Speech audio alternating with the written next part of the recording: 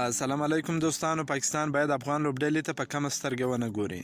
په 2020 کال روان نړیوال شلوريز جام کې له 2 بریاو وروسته پاکستاني لوبډله نن د جمعې په ورځ د افغان لوبډلې سره مخامخ کیږي.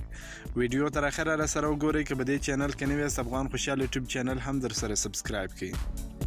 یو شمیر پاکستاني مینوال په دې باور دي چې پاکستان لوبډلې د خپل ګروپ دوی ټاپ لوبډلې هند او نیوزیلند ته ماتې ورکړه چې ورسره د یادې لوبډلې مورال لوړ دی او کولی شي پاتې درې لوبډلې افغانستان، سکاټلند او نیمیبیا په اسانۍ سره ماتې کړي او پایلوبې ته بدون له کومې ماتې ورسیږي.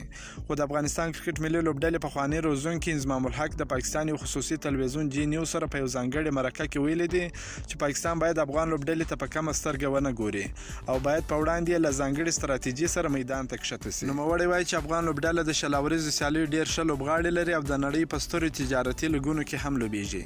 د انضمام الحق په ټکو چې شلاوریزو لوبو کې هیڅ لوبډله باید کمزوري ونه ګڼل شي، ځکه دی وایي په دې فارمټ کې که یو یا دوه لوبغاړي هم ښه کارکردګي وکړي لوبډله بریا ته رسولی شي.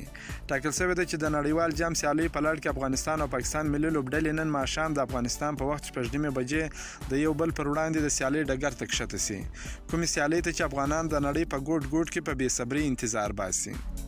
که مو دا ویډیو خوښه شوې ویډیو در سره لایک کړئ. که په دې چینل کې نوی یاست افغان خوشحال یوټیوب چینل هم در سره سبسکرایب کړئ. د نور تازه معلوماتو لپاره هم زموږ سره اوسئ. تر بلې ویډیو پورې د الله په امان.